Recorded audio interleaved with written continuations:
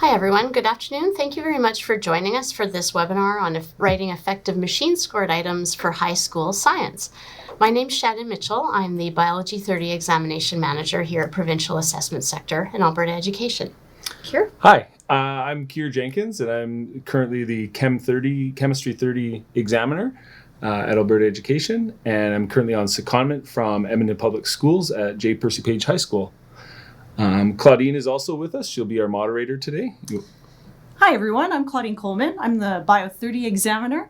I'm a teacher who is seconded from Ross Shepherd High School in Edmonton.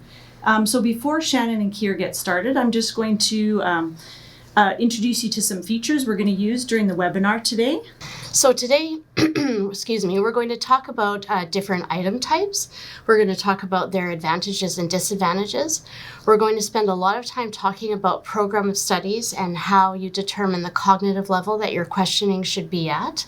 We're going to do a fun little Canada quiz, a test wiseness quiz to try and illustrate some of those principles. And then we will talk about some tips for writing contexts, stems, and alternatives, and we'll even define those terms here pretty quick coming up. We do have some examples of some NR questions at the end of this presentation, which we may or may not get to, but if we don't get to them, again, you'll have the examples in the slides and the workbook. Mm-hmm. And finally, we'll provide you with some supporting documentation and some contact information. Did you have anything to add there, Kier? No, that's a lot. Let's get going. Okay, let's do this. Okay, first off, we'll look at, we're mainly going to be looking at machine-scored items today. Mm-hmm. And we have two major types of machine-scored items. Mm-hmm. And that's our multiple choice, where the students are selecting between four choices, and they're making one choice, A, B, C, or D.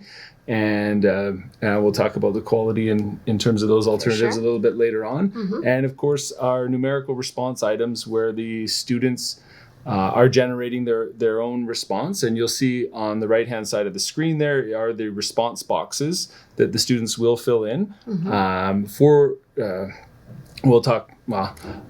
We generally try and have the students fill in all four boxes so that there isn't one left mm-hmm. blank.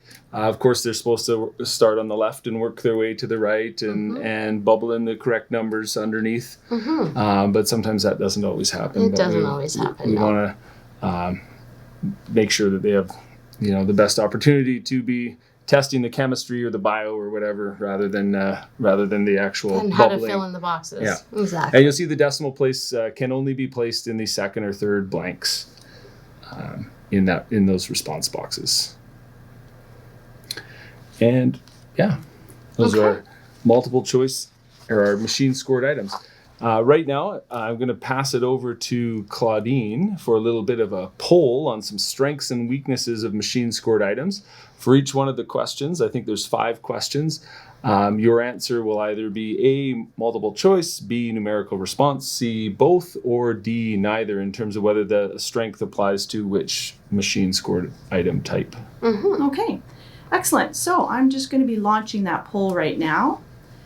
I'm also going to be retyping my question about what will make today's session successful for you into the chat, because only posting it to us, not to the attendees. So we have fixed that. Okay, that give them a chance to respond to that. That sounds good. Okay, so you should see that poll showing up on your screen.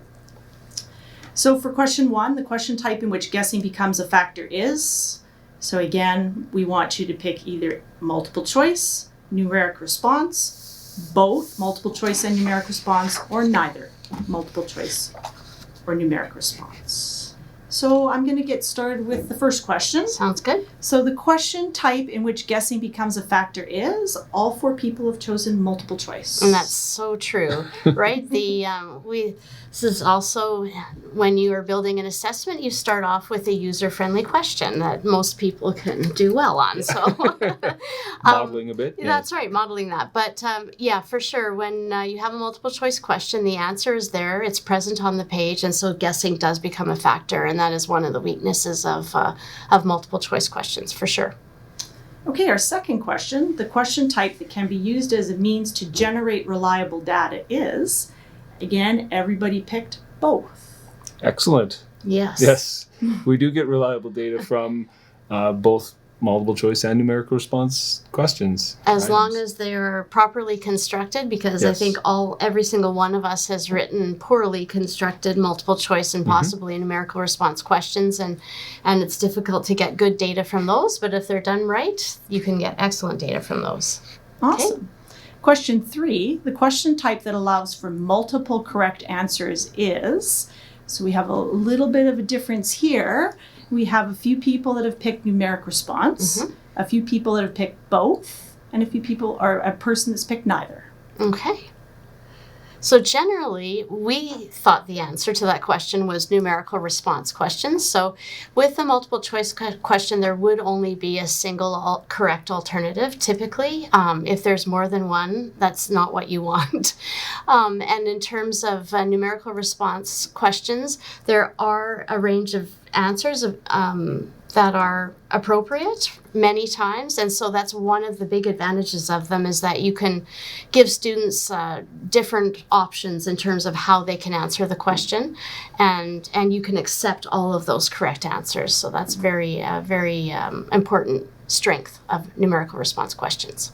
Awesome. Yeah. Question 4, which question type is difficult and time consuming to develop? We are split. We have half of our attendees saying multiple choice and half saying both.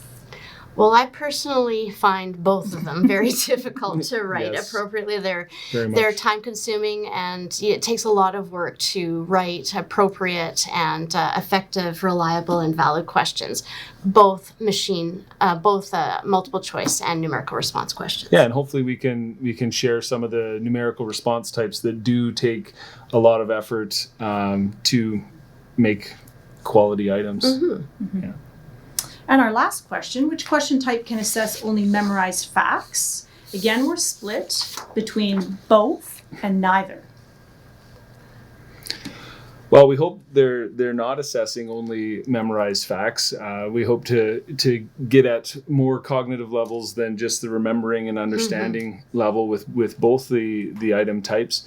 And that's, I guess, why we're here today, is to help you develop items that aren't just testing knowledge level questions. Exactly. So we thought the answer was neither, and that is a trap that's easy to fall into, because they are very difficult to write effective items. But and so I think when we've seen a lot of the multiple choice questions and numerical response questions, but multiple choice especially that we've seen, have been, a lot of them can be low level if we're not really putting all that care and attention into them. That's right, and it's not a bad place to start. Right. Getting those down on paper, and when our item writers come in, we do start at that level, and then we can work on that same question for longer and make it a quality item.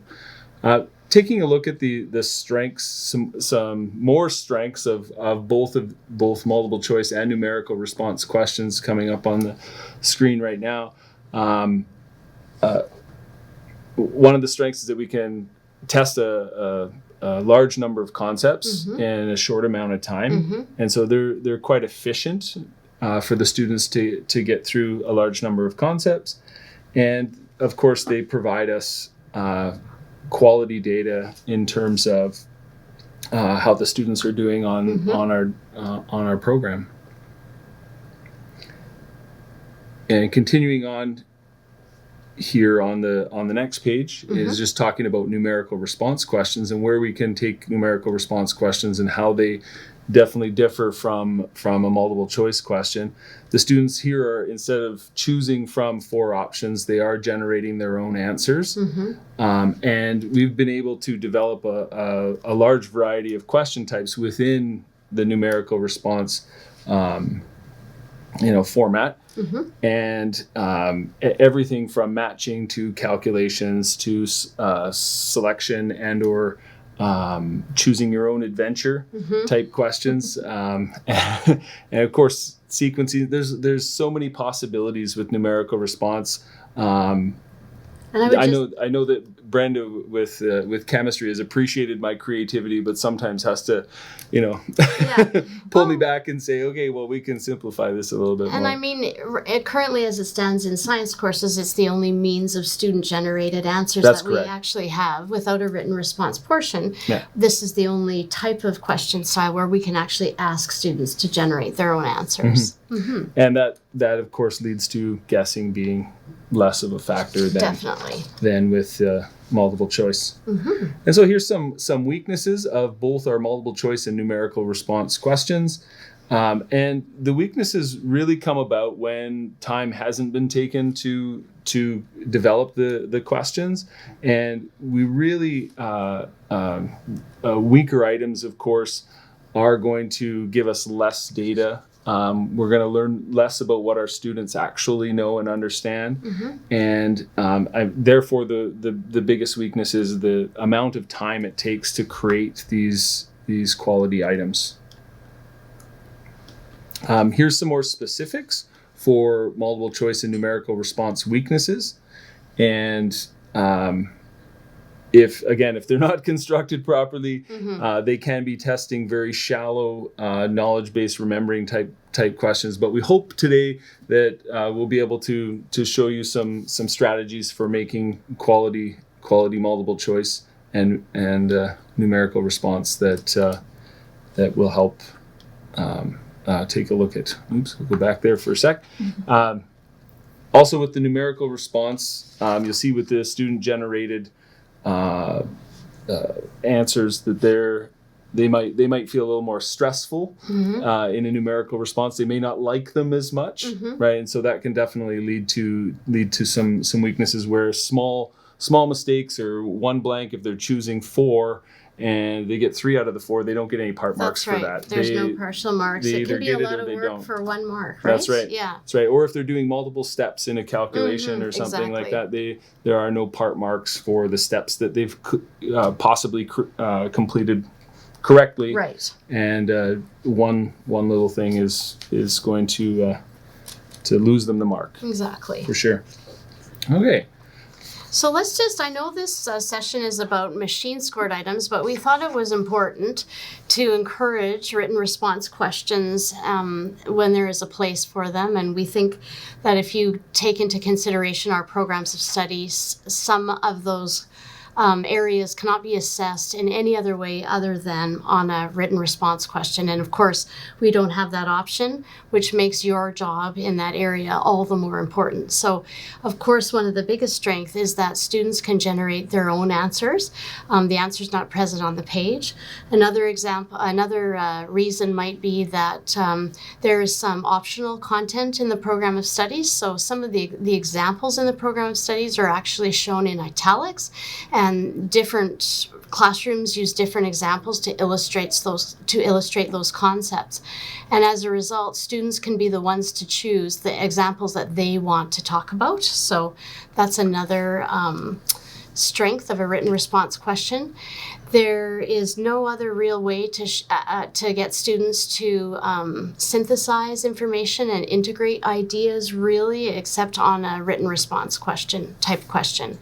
And they are really the best for assessing higher level thinking. I mean, we do the best we can with multiple choice and numerical response, but the WR is the best way to go when it comes to higher level thinking. Of course, there's no guessing. And whereas machine scored items are harder to write but easier to mark, it's the complete opposite with these written response ones. They're easier to put together, but they do take quite a bit of work and time when it comes down to marking them, as you all know. I would suggest too that if you're designing or blueprinting your assessment and you're going to use some questions in a machine scored format, when you're deciding which ones should be machine scored and which ones should be in a written response format, you want to consider the fact that you do not want to use written response for any of your lower cognitive levels. That kind of lower cognitive level content can be assessed much more easily and efficiency in a machine scored format. And it's like a wasted opportunity a little bit if you're using that, and you're wasting your time as well if you're spending time scoring all of those. Like a matching or a fill in the blanks type situation. You can see use those in our machine scored for that, scored. and get the student to express their responses in a written response question. Okay. So let's, we've already used some vocabulary here that's probably a little bit jargony, so let's just define what that is. So when we're talking about machine scored items, and particularly multiple choice items, here we've got what we call a discrete item. So this item does not have a context that goes along with it. All of the information is already there. We simply ask the question in what we call the stem. And I don't know, sometimes we call questions items all the time because they're not all necessarily phrased as a question. So, but I find that we use those terms interchangeably. When we're talking about the question in this part of the item, we refer to it as the stem all the time. And then, of course, we've got the 4 alternatives here. In this case, there are 4 graphs. And so each of these alternatives has some similarities and some differences, and students are expected to compare them and then choose one that meets some criteria. And of course, we've got 1 keyed answer and 3 what we call distractors, the incorrect alternatives. This item here is a context-based item. So we have a little context that goes with the item. In general, we would not have expected students across the province to have done this content that's in this context. It's considered beyond the program of studies. So if we want to ask a question about it, we have to provide them with some of the information. The idea, though, is that with their course content and what they've learned in class, they're going to be able to take what they know and apply it to this text and be able to answer the question. So we've got our context here. We've got our stem again. In this case, the stem is not a question. It's a complete the statement stem. And then we've got our 4 alternatives, including the keyed answer, which in this case is C. Okay. Excellent. Let's take a look at a numerical response item. And we use the same language, the same vocabulary, the same jargon to define the parts of our numerical response items.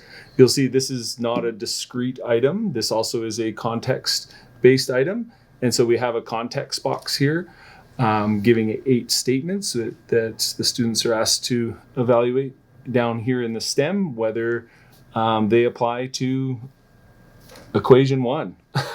Right, which would most likely be in a previous context box that's part of this scenario. At the bottom of a numerical response item, you'll see something a little bit different than in a multiple choice item. You'll see a set of instructions in terms of how they are to record their 4 digits, 3 digits in the response boxes. You'll see the instruction here is that they can have these 4 digits in any order with this item. And so we're letting them know that they don't need to put them in numerical order, or they just need to choose the 4 and write them. I'm sure the majority of the students will be writing them down in numerical order, but they may write them down in the order that they evaluated them to be a correct answer. And all of those are keyed, of course, in any order. Yeah, so all those answers are correct, whether they start with the 6, the 7, the whatever. Correct. Yeah. Okay, so I think the foundation for any items that you're going to be writing for a course obviously has to be the program of studies. So as much as, we depend on a lot of different resources, the textbook, the resources of a generous colleague who, might have be helping us out the first time through a course. Really, everything goes back to the source of truth, which is the program of studies. And we spend a lot of time with our noses in that document. Mine is dirty and dog-eared. And so... Yep, I need a new one. Yeah, that's where you kind of have to start. Sometimes what tends to happen is we tend to look at the knowledge outcomes as a bit of a checklist and put a lot more focus on that. But we have to make sure that we're aware of the knowledge outcomes in addition to the skills outcomes and the STS outcomes. And those things taken together really form the program of studies. So we just have to make sure that we're paying attention to all of those things. There's a link there for you. So in addition to actually the content that's in the program of studies or what's in there, we need to pay attention to the way the outcomes are written, and specifically the verbs in the outcomes. The verbs actually indicate the expectation of a particular outcome in a program of studies. So what we've done here, and this is sort of a means of analyzing the program of study for cognitive expectation, we've taken verbs that are found in our various programs of study, and we've arranged them into Bloom's revised taxonomy here. So, and I would just say that this graphic is found in the subject bulletin of each subject. So chemistry has one, biology has one, physics has one, science 30 has one as well. They might differ slightly because they include the verbs that are present only in those programs of study, but they're the same idea and many of the same verbs as well.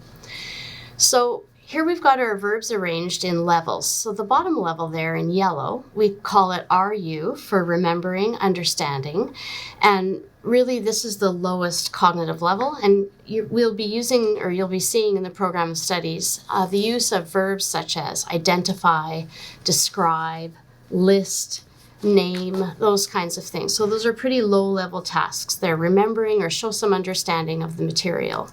RU. In the middle, we have the middle level called applying. So we expect students to be able to take what they know, what they've learned in class, and apply it to a new situation. So we've got verbs in there like describe, compare, contrast, those kinds of things. And we're going to take a look at a program studies here in a minute. The highest level we've grouped together and we call it higher mental activities. And that really includes analyzing, evaluating, and creating. So analyzing could be things like, getting information from graphs, data tables, that kind of thing. We have evaluating where you're making a judgment about something, you're justifying your response to something, that type of thing. And of course, in the creating, that's not a level that's really accessed on the diploma exams, but that's one that you will be looking at in your classes. So for instance, in Bio 30, I know there's in Unit A1, there's a reflex lab in the skills section, and in that particular outcome, students are asked to design a lab, an activity to investigate a reflex arc. So in many of the textbooks, what we've got in there is a procedure for investigating a reflex. So if they're just following a procedure, they still haven't designed their own activity. So that would be an example of a creating activity where if they hadn't had the opportunity to do that in class, they wouldn't have met that expectation of that skill in the program of studies. So if I was to look at the verbs in the Biology 30 program of studies, I would see that about 2/3 of them fall into the green or applying level. And I would say the last 1/3 is sort of evenly split between the blue level and the yellow level. Yeah, it's probably probably very similar in chemistry as well. Yeah. How did you know I was going to ask you that? I was going to ask you that. Okay. So let's take some examples from the program of studies. Oh, but before I tell you that, I should tell you that when it comes to writing items and you're wondering to yourself, gee, I feel like my item's at a lower cognitive level than I want it to be, what can I do to try and maybe bump that level up? There is a document that each of us has for our subjects called Student-Based Performance Standards, and that gives you examples of what a student is doing, behaviors they're performing at the acceptable level, a 50% type of student, or at the standard of excellence, an 80% type of student.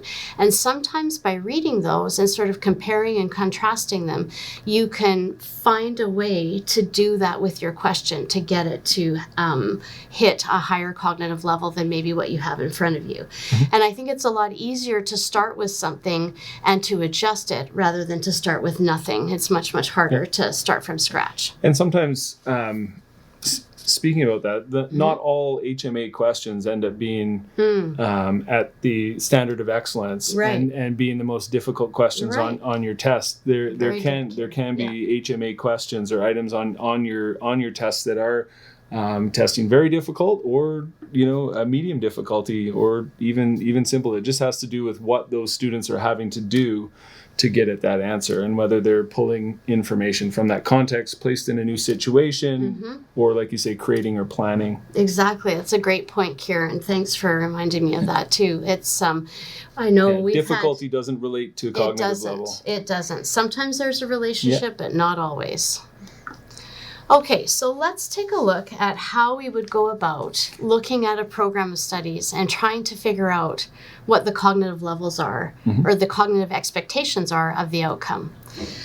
So I've got, you could do this with any program of studies, but I've got an example of Unit A2 in biology here. It has to do with the endocrine system, hormones, and that kind of fun stuff. So here we've got a few verbs. So if I look at the first outcome, A2.1K, we've got the verb identify. And what students are asked to do here is simply identify the principal endocrine glands of humans. So if you imagine how that would look in a class, perhaps they are labeling a diagram, perhaps they're describing where they are in the body, but I hope that you can tell that this is a fairly low cognitive expectation for this. And one thing I should say and didn't say is that in the graphic, we've got verbs in there, but the verbs alone don't determine the cognitive expectation of the program of studies. You really have to take into account the context that it's in, and that's what I'm going to show you here. So the next verb says describe, and in this case we've got describe the function of hormones of the principal endocrine glands, and then it gives you some examples there. So if I was describing their functions, I'm going to say, well, what TSH does is it stimulates the release of thyroxine from the thyroid gland. So that's a very low level remembering type of understanding. That's something I just remembered, and that's how I know it. So we've got another describe a little bit later on in this outcome. And this one says, describe how they, meaning the hormones, maintain homeostasis through feedback. So I hope you can tell that there's sort of a qualitative difference in these two describes. The first one is not asking much of the student, but the second one, because we're talking about the maintenance of homeostasis and negative feedback, there's actually a higher level of thinking going on there when you envision, okay, if something is not in homeostasis, how would that happen? Maybe through the use of a drug or a physiological problem that somebody might have. And then what are the mechanisms that are going to go into place here in order to maintain or regain homeostasis? Keep in mind that some of these hormones are also antagonistic, so you have to take that into effect as well. So I hope you could see where I was going with this, that the identify I'm going to color yellow, the describe I'm going to color yellow as well, but the second describe I'm going to color green because of the context that they're having to put more together than just describing something that's down written on their notes. Right? Exactly. That's exactly it, Kier. Okay. This is, I'm just going to do one more example, and this again takes into consideration the surrounding context. So these are actually the next two outcomes after the ones that we just looked at, and you've got a couple of explains here. So I know that explain can be a green or an applying verb, and I know that sometimes explain can be a blue or an HMA verb. So how do I know the difference? Well, I've said to myself for A2.3K there, I've said, well, we're talking about the metabolic roles of hormones that they play in homeostasis, and then we talk about the different, their different roles. If you just look in the second line there, we're talking about glucagon and cortisol in blood sugar regulation. So we've got a couple of different things going on there with blood sugar. So you can already tell that there is some complexity. Anytime you're talking about feedback, homeostasis, and regulation, that adds complexity. Yeah. Same kind of thing with the second outcome there. Explain how the endocrine system allows humans to sense their internal environment and respond. And then there are some optional examples there. So how do I know that I got it right? How do I know that these two explains are blue? Because it's not an exact science, is it? Not at all. I mean, sometimes we would disagree with each other, but Yeah. you just sort of talk it out and arrive at a consensus. Well, if I look on the other side of the page and look at the skills outcome that also talks about many of those hormones, I notice some more verbs there that are probably going to give me a clue. So first of all, I've got analyze. So right away, I'm thinking blue, or I'm confirming blue for myself for higher mental activities. I've got applying mathematical and conceptual models. And then I've got the word infer a couple of times. So if we're having students look at data or graphs, or in this case, they're expected to do some experiments and analyze their data, to me, that confirms blue. Those are higher level tasks. Especially if whatever they're inferring from is new. Right, if that context is new, or if they haven't seen this type of data before or this type of information, then it's definitely HMA. Exactly. And then, of course, I didn't tell you. I'm sorry, I didn't tell you about the skills outcomes on the right-hand side of that pyramid, but they were coded pink, and we've coded our skills outcomes pink here as well. They refer to things that students are doing in the lab, and the reason we've sort of arranged that the whole sort of length or the vertical of the pyramid there is because skills outcome can span the breadth or the height of the cognitive levels. So you can do those skills outcomes at every cognitive level that's there. I'm just going to pause for a moment. Did anyone have any questions or anything that they... I don't see any Wanted to- popping up. Suggestions? When I posted the question, what will make today's session successful for you? Yes, a mouthful. Claudine, yeah. We have seeing examples, getting explanations about what is a good question, what is a bad question, and having Okay. some guidelines, which I know is coming up. Okay, Yeah, so we'll get good. Okay, For sure. that sounds good. Well, let's get back to the machine scored questions. Let's do and away it. from the program and the cognitive levels. But how do these cognitive levels relate or apply to our machine scored questions that we're generating? And definitely is going to help us as a starting point for all of our items is our program of studies, and looking at those verbs and seeing which level we need to get to. for each one of the bullets in the program. And so here Shannon's done a beautiful job of going through the cognitive levels already. Pierre. And so we have remembering and understanding. So this is how they apply to questions. This is how they apply to questions. Yeah. And So, we're taking so- it from the program yeah. to the questions. And right. so we can see that with remembering and understanding, what do those questions look like? They may or may not have a context involved, and quite often they might be a discrete item, like we showed earlier, or like this example here. Yes. We do have a context, but the students are simply identifying which glands are responsible for what, given description in the STEM, and they're really just using the information that they brought into the exam with them. Exactly. This is a common RU question in biology. So that's a good match or a good fit for that very first identify in yellow that we looked at. This is right in that lane. Yeah. Yeah, for sure. And then we have our applying questions. And in chemistry, anytime that I'm reaching for my data booklet, or I'm reaching for my calculator, or there are graphs or diagrams or any type of data that's been given in the context, we're looking at an applying situation, applying item here, and the students are going to be using what they've learned to digest that and create an answer for themselves.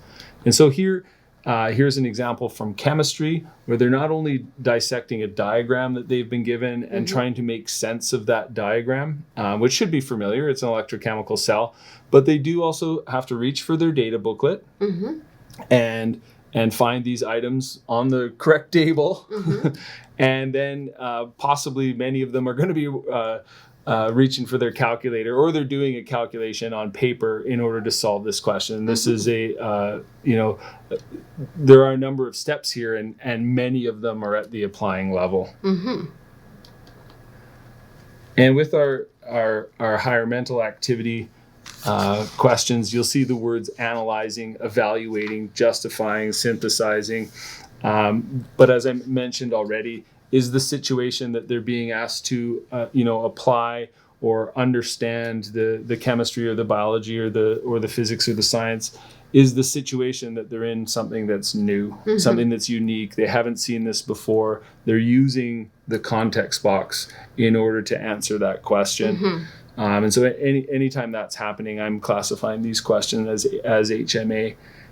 As well, as Shannon was talking about earlier with the creating, in chemistry, we ask, or we present a plan, a design for an investigation, and ask the students about that design to extract information from the design that they've been presented, even though they're not planning it themselves, but they're still extracting information from a unique and a new situation, and maybe just giving us manipulated, responding, and controlled variables, but it is a higher mental activity in order to do that, because they're synthesizing that new situation. Yeah, and I like that example, Kier, because I think that if a student has been operating at the cognitive level, at the expectation intended and described by the verbs in the program of studies, and if they've done those lab designs, they're going to have no problem with any of those types of questions. And some of those questions, when we do teacher reviews with the questions, and they see that I've classified it as an HMA question, they're like, "Oh, my students do really well on these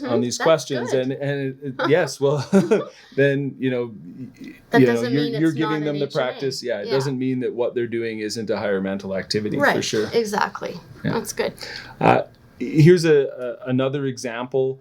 Or sorry, I guess a different example of an HMA question than what I've been discussing already. This is our choose your own adventure, where the students have a couple of choices, maybe 2 or 3, maybe 4, where they can start at a different place and then have to answer some questions based on that first choice. And so usually this is something that's unique, something that they haven't seen before. And with the layering of this type of question, it definitely becomes an HMA type. And here, I think the next one's a biology example of an HMA question. So what we've got going on here is we've presented students with what might look like a straightforward context. They've got the chromosomes shown in dividing cells, the cells with a chromosome number of 2n equals 4. But what we've done here is we've just told them cell division. We haven't said if it's mitosis or asexual cell division, or whether it's meiosis, and which phases of meiosis it might be. They're all scrambled together. So, and we're asking students to analyze the diagrams, and by the appearance of the chromosomes and by their arrangement, decide which is which. So this is fulfilling outcome C 1.4K, which would be comparing mitosis and meiosis. And so the analysis aspect of it is what makes this question a higher mental activities question. And this one was a little bit more difficult for them. Yeah. For sure. Okay. How's everybody doing? But everybody to sleep yet? Any questions for Claudine? No, I don't see any questions. Just let me pull up my Q&A section here. I don't see any. Okay, we'll keep going. So let's talk about how to approach writing some questions. So typically in sort of the 3-hour or the full day session, what we would be doing is we would be sort of scaffolding, talking about some of the things you should be thinking about, and then actually putting them right into practice right then and there with the context we provide you, etc. That would be the best way to go through this section. So obviously, as we've said, you want to start with the program of studies as your main reference document rather than a textbook or some notes or something like that. You want to focus on the outcome, but also the cognitive expectation of that outcome as indicated by the verb. And then you want to decide whether a multiple choice numerical response or a written response is the best way to get at that particular outcome. If it's going to be a relatively low level, I would say that's, as we discussed, one of the advantages of a machine scored, go in that direction. If it's a calculation, you could use a numerical response. If it's asking students to talk about ethical perspectives on a technology, that's definitely a written response type of situation. So we talked a little bit about contexts, and given that most of our programs of study have the expectation of green or blue, we can't really ask too many questions or a disproportionate number of questions at the low level, at the yellow level, the remembering understanding level. So we're going to assume that these are going to be context-based questions. Now, as I said, that's tough. It's a big, it's a big task to sit down and write a context. So if you in that workbook or in other places can find questions that you can simply revise and start from something, that's a little bit easier. But let's talk about how you would go about putting together a context. The first thing I would do is sort of take a look at the context and do a little brainstorm with your program of studies and figure out which outcomes could be covered by that context. And then you want to make sure that for the questions that you want to ask, based on those outcomes that you brainstormed, you use the context only when students actually need it.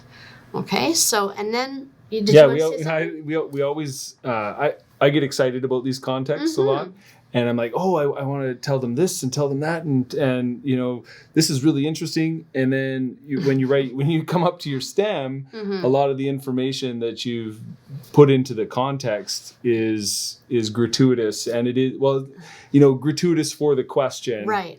But it's good information, and you want your students to know that. Well, we're doing that in class, and for our tests, our formative tests, we're generally leaving the context, the little information pieces out, and making sure that what we're putting into the context actually is required to answer the question. Exactly, and that is the hardest thing. So I think you'll do some back and forth between your context and your question. So people do it differently. Some people sit down and write a context and then write questions to go with it, and then go back and cut from the context what they didn't find that they ended up using. Or some people will write the questions first and then build the context based on what they asked. But that's an excellent point. It's not a back and forth, continual back and forth. Yeah, they need to be able to have an opportunity to apply what they know or analyze some things, but not reading for the sake of reading. So you definitely want to summarize it so it's as concise as possible. So perfect timing here. So along the lines of what Kier was talking about, we've got a context here. And so it says an autosomal recessive condition, so that's Bio 30 content right there, autosomal recessive and genetics, called Wisconsin pirouette syndrome, has been discovered in a population of chickens. This genetic abnormality causes affected chickens to spin in circles for short periods of time. Fun. So that's a true context, and that's interesting. We can imagine the chickens out there spinning around in the farmyard. But if you look at the question that we're asking with it, which of the following pedigrees illustrates the inheritance of an autosomal recessive disorder? They don't need any of that little story about the chickens at all, because autosomal recessive is an expectation of the Biology 30 program of studies. We expect them to know what that means. We don't need the chickens. Okay? So how could we make that context necessary for the question? So let's take a look at one revision. So same context, but we revised our question to say, which of the following pedigrees illustrates the inheritance of Wisconsin pirouette syndrome? So it's not a bad fix. I mean, I think you absolutely need the context now in order to answer the question, because you need to have been informed that Wisconsin pirouette is an autosomal recessive genetic condition. You don't really need to know the stuff about the spinning chickens, but some people like a little bit of information about disorders, some people like none. But it's just a so-so fix. So could we do better than that? We can do better. All right, I think so too. So this time we kept that question the same with the Wisconsin pirouette in the question, but this time I've changed the information that I'm going to give them in the context.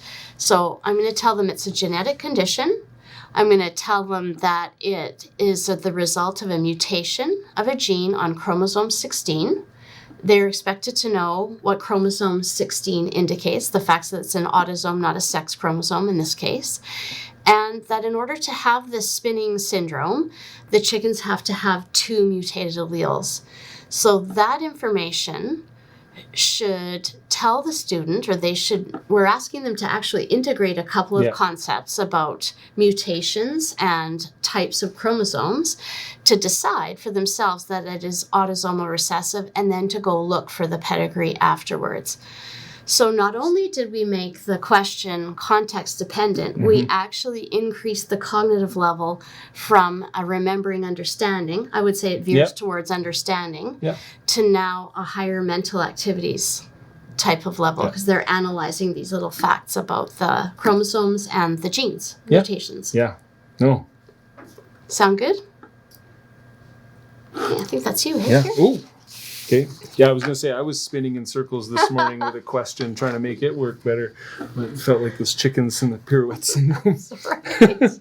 Go back at it tomorrow morning. That's right. It'll look better tomorrow. Again. Oh, That's maybe. right. Okay.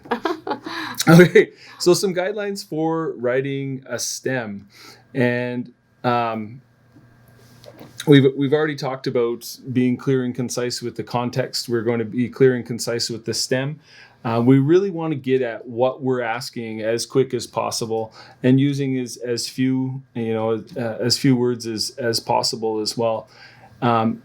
Is that question asking what we want it to ask as well? Is it being too trivial? Do we want to go back and work it to either,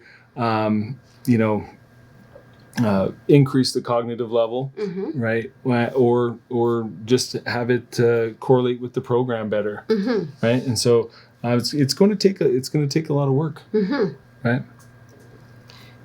And that last bullet there is a strategy we expect students to be using. So you want to make sure that, as you said, clear, concise, and precise in your STEM, that a student can answer the question if they have all of the alternatives covered up, right? Yeah. That's an ideal situation. They shouldn't need the alternatives to answer the question. If they need the alternatives to answer the question, the STEM is lacking. Could use improving. Yeah, that's right. For sure. We have 2 formats that Shannon has already alluded to earlier in the presentation here. We either have a complete the statement, and you'll see this is a biology example. The hormone that is secreted from the pancreas when blood glucose levels are low is. So there's no question mark at the end. This isn't a question statement. It's the students are expected to complete it with the A, B, C, D alternatives, with one of the alternatives. And then we have a full stop question: which of the following hormones is secreted from the pancreas when blood glucose levels are low? And with these formats, some context, some concepts seem to work themselves into one or the other, and one seems to be easier with less words, or more clear or more concise in one way or the other, and that'll kind of make your decision for you which format you're going to be looking at. But both are good formats. Yeah. We don't necessarily suggest one over the other. No, a combination, in fact, is good. And I think if you're struggling with one of those formats, try the other one, see if it works a little better. Yeah. And so here's an unfocused STEM, and like we were saying here, without seeing the alternatives, the students might not know what they're answering. Yeah. And so it says when the zinc carbon cell is operating. A lot of stuff going on, right? And so we can focus that for the students, and it makes it a little nicer for them to be answering and to be thinking about prior to even making it to the alternatives. And so when the zinc carbon cell is operating, the electrons will flow from the and here now. Right. So they know what they're going to be answering. Right. They know it's about the electrons. Yeah. Definitely more focused. Here's another kind of the sky's the limit. The Doppler effect as a machine scored item. this isn't gonna work. We definitely want to focus the students in a little bit more in terms of the STEM. They don't know what that's about. This could be a 3-page written response question that you're looking for, but you might not be looking for that with your written response questions. So of course, a focused STEM in your written response might be good way to go as well. So 2 pieces of information that the Doppler effect can help scientists determine about an object in space is the objects, and here now we're able to answer that without the alternatives. And continuing on here, we have a different format that we haven't talked about yet. This is the fill in the blank type II questions, and I know in chemistry we also have a different type of 2-column response where we do a which of the following. But this is a fill in the blanks, and here just starting to read this a blank. Right. Can I fill that in right now? I can't. I need to continue reading. So. Blank 1 transports oxygen in the blood, and there is more blank 2 than red blood cells in the blood. And so we can focus that, we can edit that a little bit better and make it more friendly to the students, so that they know up front what's going in that blank. The primary role of red blood cells is to transport blank 1. We should be able to fill that in. And the blood component that makes up a greater proportion of blood than red blood cells is blank 2. And they're ready to fill that in once they get to it. Yeah, I like that the blanks are at the end of each of those sentences, because everything leading up to that tells them what's going to go there. Yeah. And like you'll see here, it doesn't have to be one sentence. This can also, we can have 2 separate statements with the blanks at the end of those.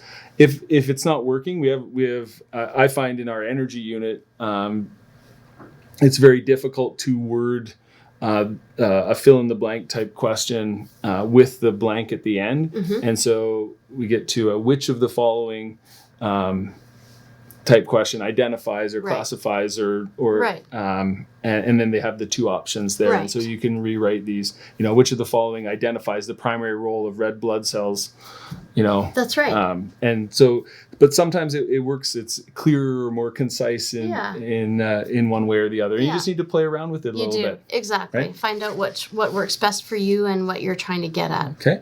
So now we'll move from the STEM to alternatives. We want to make sure when we're writing our alternatives that one is clearly correct, and that we're not trying to trick the students. No. The answer is there, and it's fair in the way that they need to be able to find that correct answer. Yeah.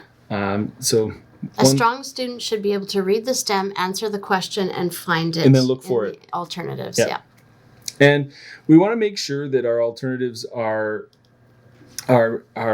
made up of information that's from our program of studies. Definitely. And that they're curricular. For example, in chemistry, as the program has changed, some things come and go, and we have some leftovers in our distractors like ketones, which are no longer in the program, but we might think that we can use aldehydes and ketones as our distractors, but the students haven't seen those before, so they would be able to eliminate. They should be able to say, hey, we didn't talk about this in class. It's probably not the right answer. Or they might go the other way and say, oh, no. I've forgotten. Yeah, we must have talked about those in class, but I don't remember. So I bet one of those is the right answer. So you're bringing other factors into why they're getting the question correct. It takes away from the validity of your question because you're not really testing what you think you are. So those distractors should come from the program and be as clear and concise as our STEM is. The alternatives should be also, we're going to talk about something called a 3-1 split,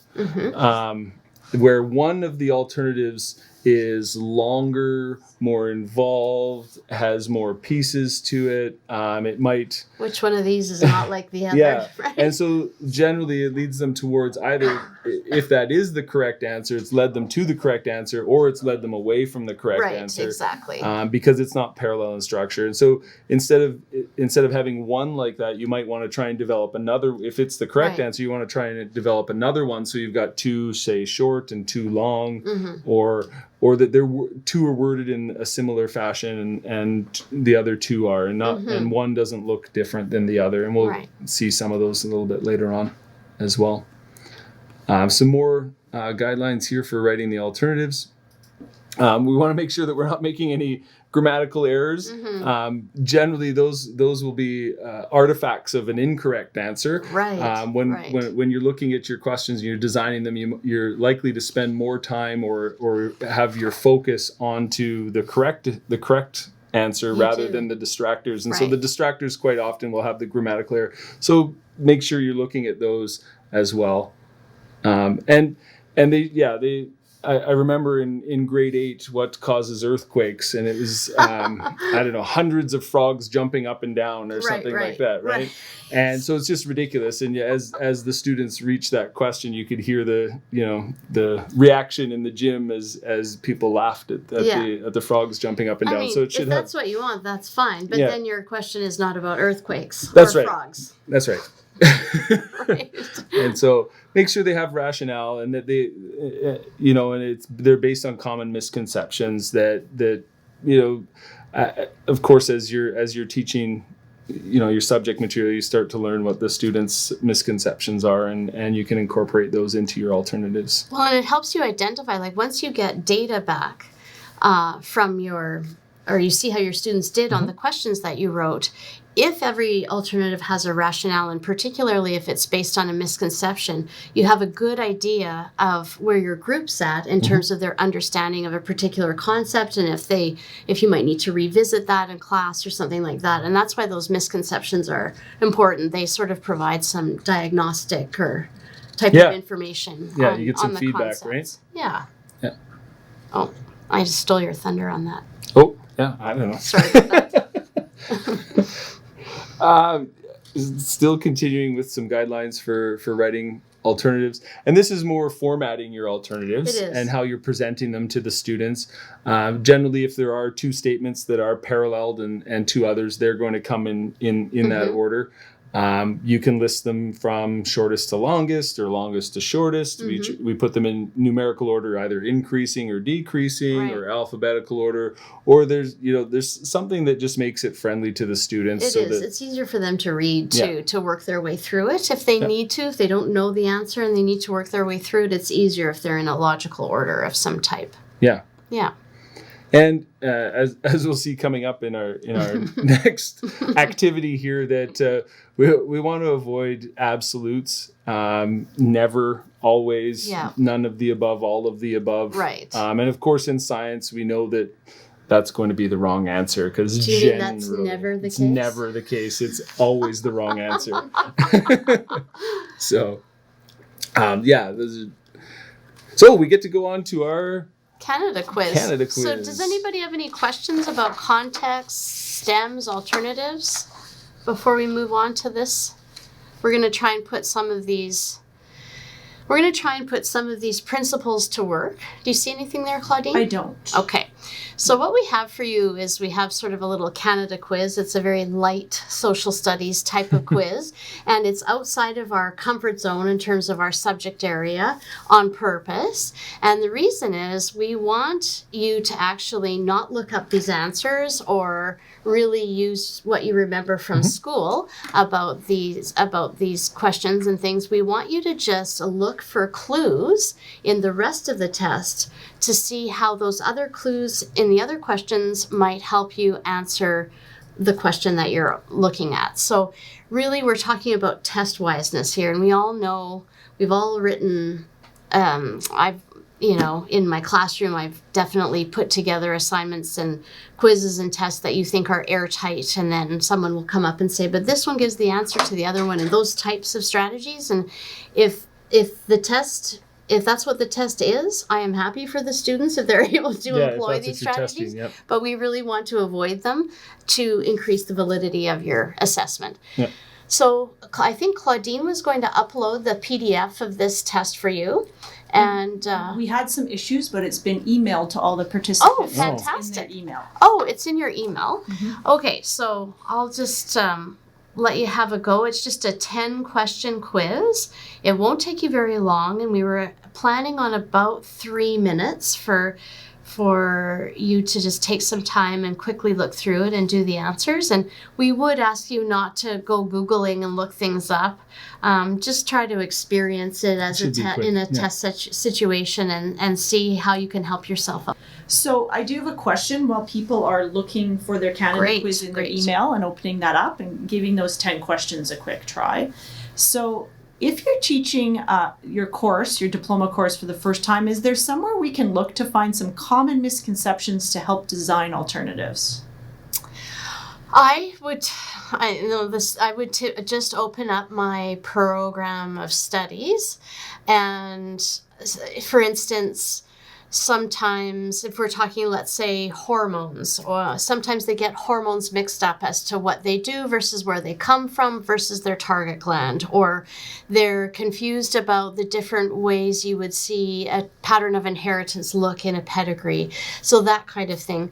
But another resource that you could use, I think, are released items. So every subject has, I think most science subjects released items in 2019, but in any case, if it's not that, it's recent. And you can see the types of alternatives that were chosen in those questions which have already appeared on diploma exams.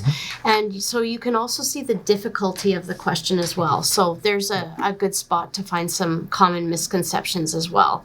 You can also look in the information bulletin. So that's a document that we publish every year in the fall, or late August, I would say.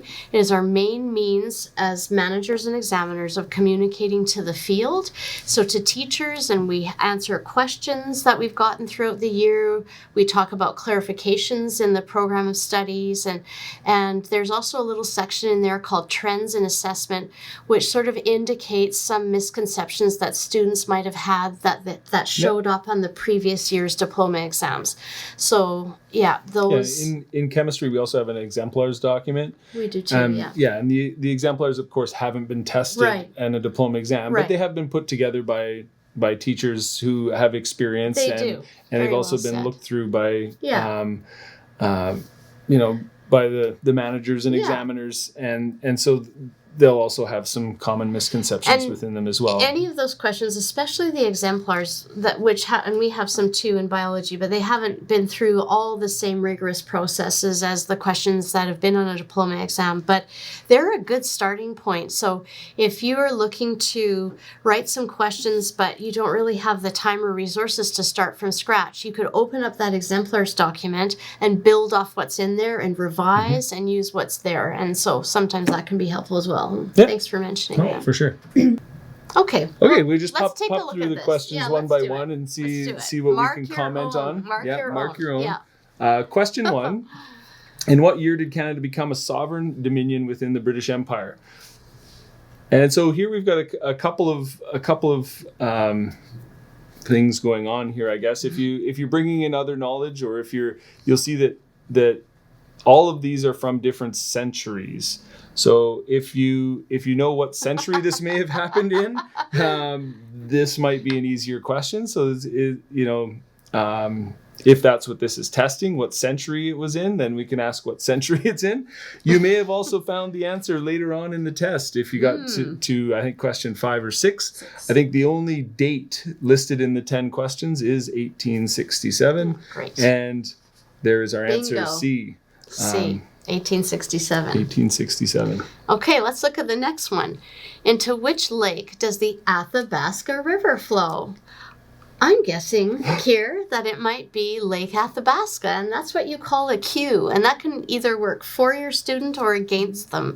If you have a Q and it's the correct answer, people will be choosing that answer. I know this one is super obvious. Usually they're not this obvious, but they might be choosing the correct answer because of that Q, or they may overthink it and kind of stay away from that because they think it shouldn't be Q'd. So either way. And here in question 3, Yellowknife is the capital city of the Manitoba, the Saskatchewan, the New Brunswick, or the Northwest. Oh, the Northwest Territory sounds like that is a little more proper. Correct. Yeah. And so this just has to do with the grammar of the question. Should give away that the answer is D. All right. Let's look at number 4. I don't like this one. So when Keir was talking earlier about trivia, this is a good example of trivia. I don't know why anyone would ask this question. But anyway, of what ethnic origin was Canada's first Prime Minister, John A. Macdonald? Well, he doesn't sound Italian or German or Ukrainian. So that Big Mac at the Big Mac. at the beginning of his name would indicate that he's Scottish. And the major problem with this question is that it's testing trivia. It's not something that's worth asking, and it's not important. But in any case, the answer is also obvious. Question 5. Oh, I like this one. Yes, this is. I always like this one. I never like it. You've never liked it? Okay. No, I always like it too. I like how busy Sir Sanford Fleming is. Oh yeah, he has engineered every trestle on the Canadian Pacific Railway. He's also translated all the classics of English literature into Iroquois language, and he's developing all agricultural implement technology used in Canada and Canadian farms. Maybe not. Yeah, maybe he wasn't not that busy, and maybe he was just proposing standardized time that divides the world into 24 time zones. So avoiding those absolutes there, we can get to the answer of D, that he had some more time for family after all that. Yes, although he did get knighted, so you never know. Maybe he did do all those things. There's our 1867. There it is. So that gives the answer to question 1. And this is a good example. I mean, if of a 3-1 split, really, we've got 3 alternatives where the answers are single words, and then we've got 3 terms, multiple words in the longest answer D, which in this case happens to be the correct one. So 3-1 split is another thing that can work either for you or against you if you're a student.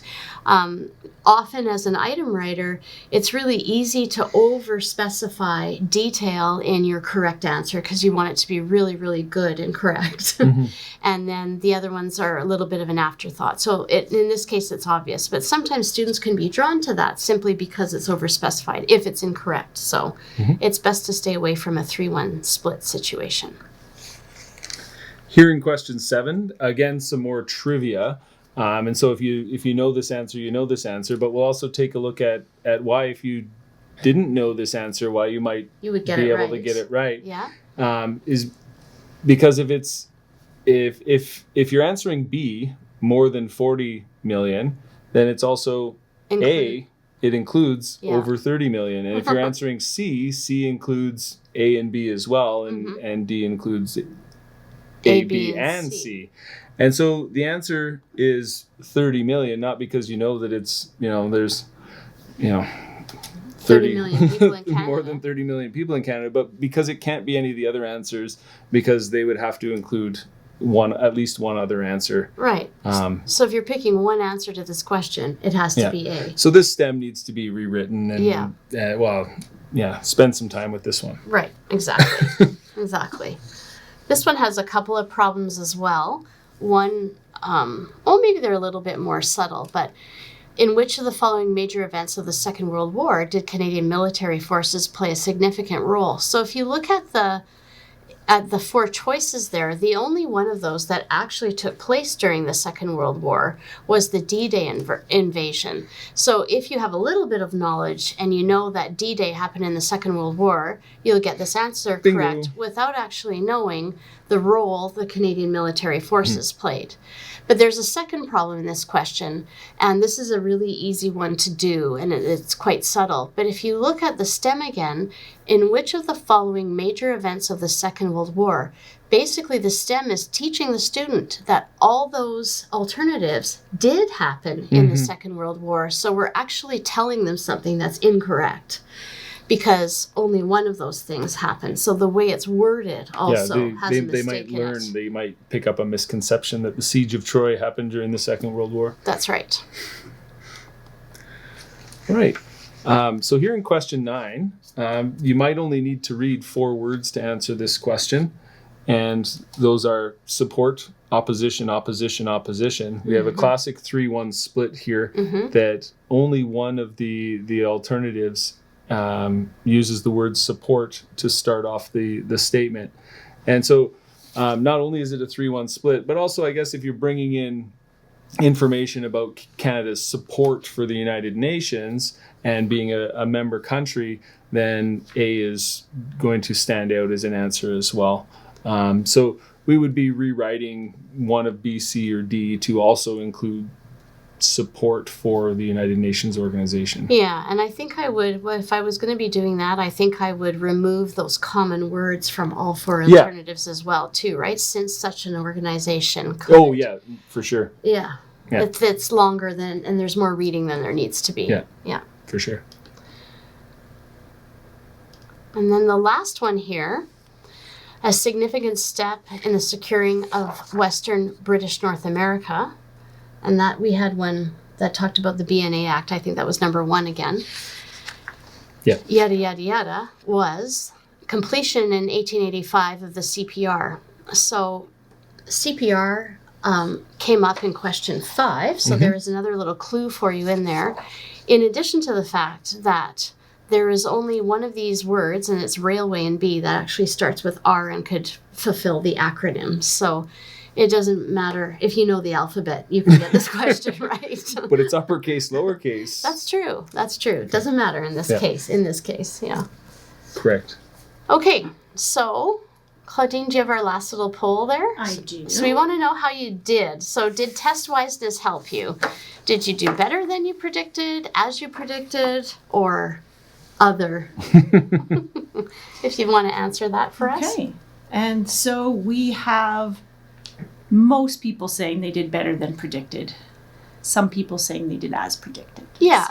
So that just kind of shows you, it shows you something about the validity of your test questions. And in this 10-question quiz, these things were quite obvious, but they can be quite subtle. And sometimes it takes a colleague or a student even to point them out to you.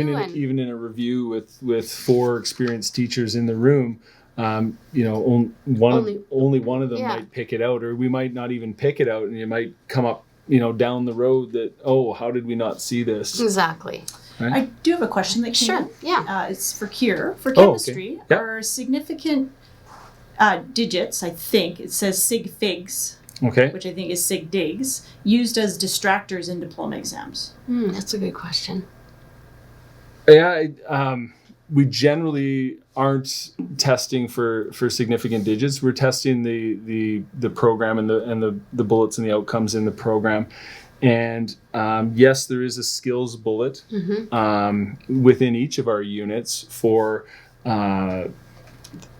communicating answers like significant digits or using the appropriate units. Generally, we're staying away from significant digits within a machine-scored question because multiple choice. Within a multiple choice. Because you asked for sig digs in NRs, right? Well, in NRs, Sorry. I'll just leave that. Within our machine-scored, we're generally looking to test the concept in the program and not. Doing kind of a double jeopardy with the significant digits or significant figures. Generally, in a numerical response question, the instructions at the bottom of the numerical response say, record your 3-digit answer. Now, that those 3 digits that you're recording may not be all significant. I understand. And so 0.12 volts, for example, is a 3-digit answer that contains 2 significant digits. So that sounds like a lot of jargon, and it sounds like we're trying to confuse the students as they're doing this, but we're actually trying to leave that out and be a little more fair. We have decided recently that 0.12 will be asked for as record your answer to 2 decimal places rather than asking for a 3-digit answer, because there has been confusion. So in the past, you'll see that asked as a 3-digit answer with only 2 significant digits, which leads to some confusion. But generally in the multiple choice, that's not one of our distractors. And I think there may be a unit conversion that's part of the distractors. But generally, the significant figures or digits isn't. And I think I would suggest that that's partly because the diploma exam is a high stakes exit exam. So if you in your classroom were trying to, if you were doing a quiz or something like that where you had taught students the rules of sig digs and you decided that that is the concept that you were testing, then in that situation it wouldn't be problematic or invalid to use distractors as sig digs. But on a diploma examination, when we only have 60 opportunities in your case in mind to ask about the course content, we're going to focus on the bigger concepts. To me, in my classroom, communication is huge, and how the students are communicating their answers to me. I'm definitely correcting those all of the time. Whether I'm subtracting marks while I'm correcting it, that's a different story. Right. And then, depending on what time in the semester, whether that's my focus or not, how many marks am I taking off, or if any, even within a written response. So it depends on what your goals are. Concentration of communication errors can also be something that we can't touch in a right or wrong situation. Right, exactly. Yeah. Okay. Any other Hopefully questions? that helps. Okay. So here's a summary of some of the test wiseness pitfalls that can crop up. So just give you a moment to look at those. We won't read them out to you. I think most of them did come up in our quiz or when we were talking about the principles of writing stems, alternatives, and contexts. Yeah, and feel free to let Claudine know if we haven't, described, jargon like 3-1 split well enough that you're still a little confused, or something like queuing.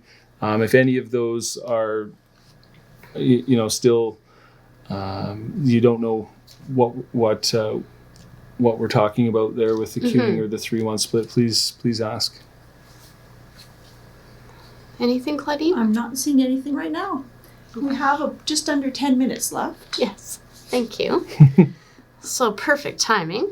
So we're going to talk, Kira's going to talk a little bit about numerical response, and I'm not sure if we'll get to all of our examples today, but they will be, they are present in the workbook, so, and they're present in the PDF of the presentation as well, so. Yeah, so we'll just take a look at some of the numerical response items. The classic numerical response was used to get a calculated answer from some sort of analysis or a simpler or multi-step calculation, and those still exist, of course, for sure. But the creativity has definitely evolved, and the different types of numerical response items have definitely evolved to be able to include, as you see on the screen, matching, selection, sequencing, calculation, expressing ratios, and ranking items.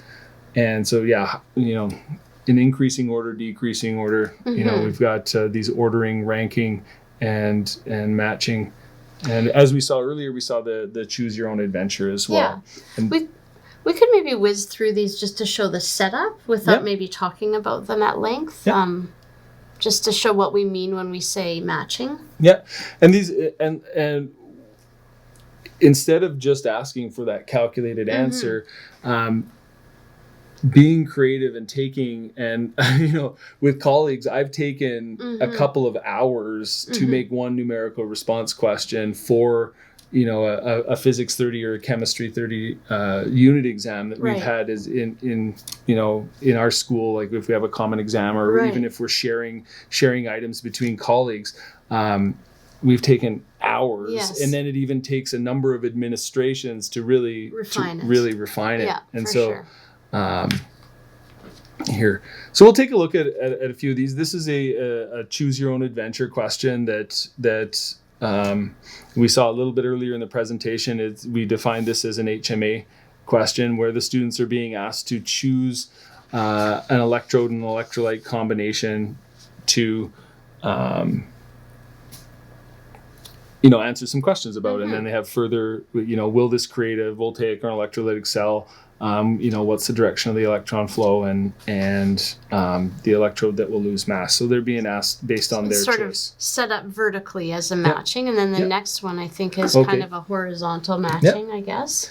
And so here, so the horizontal, I think is a little more student friendly. Me too. Because their response boxes are also horizontal.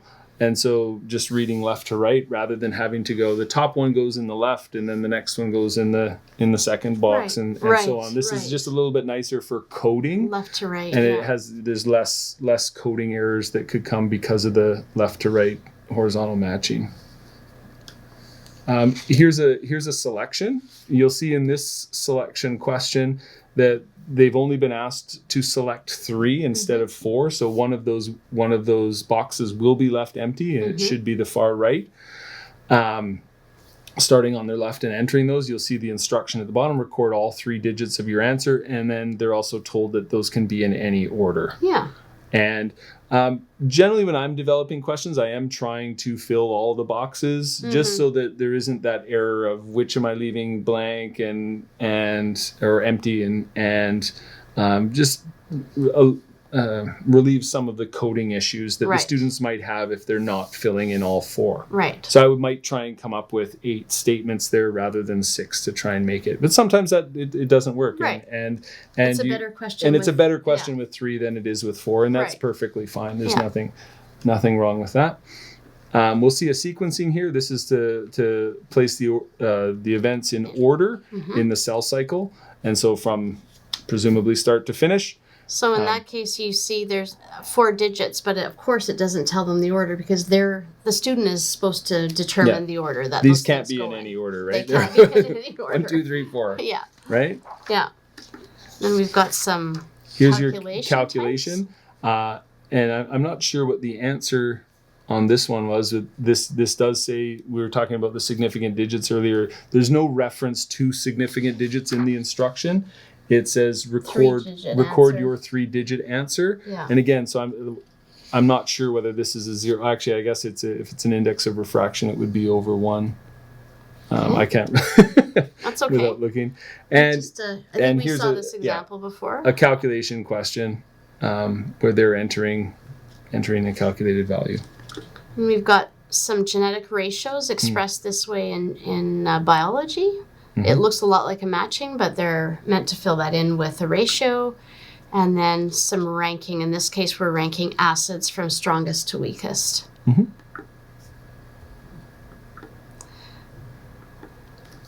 I think that we're just about to the end of our time here.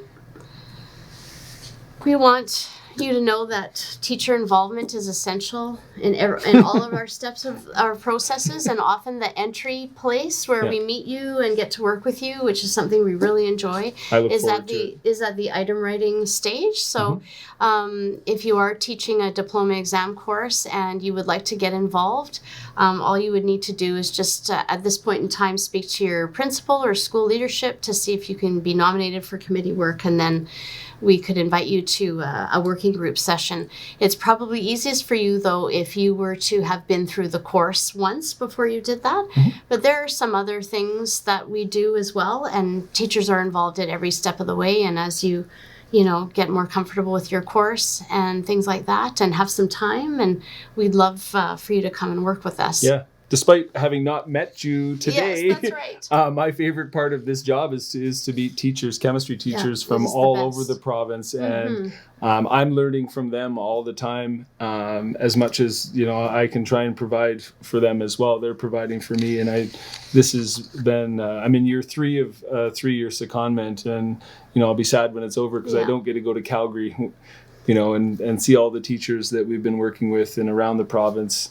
In Edmonton, I'll definitely see them. But having the teachers involved is big for us. It's really important. Really important. And so we just jammed a 3 to 6 hour session into an hour and a half. And so we have some time for questions. If you have any questions, you're also welcome to email us. I know our contact information, including our phone numbers, are on the web, so you can contact us there through that as well. And then we've got a couple of links for you, and we love to hear from you anyway. So you'll see Brenda's email is up there as the exam manager for Chemistry 30. But like Shannon said, my email is with the presentation as well.